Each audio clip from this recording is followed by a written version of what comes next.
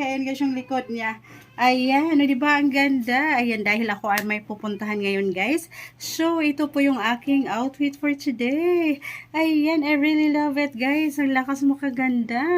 Ayan, ang lakas makayaman guys. Ayan, sa murang halaga lang, akalain mo yun. Ayan, sa halagang 350 pesos guys, ayan, tuwang-tuwa na ako. Ayan, o diba, hindi siya masyadong mahal guys, pasok siya sa bulsa. Ayan, kaya naman guys, ayan, ayan o, diba, pack na pack. I really love it, ayan, because I love fashion. Fashion ta. Ayan. And that's all guys. Ayan po. Talaga naman tuwang-tuwa ako sa aking sa aking outfit for today. Ayan po.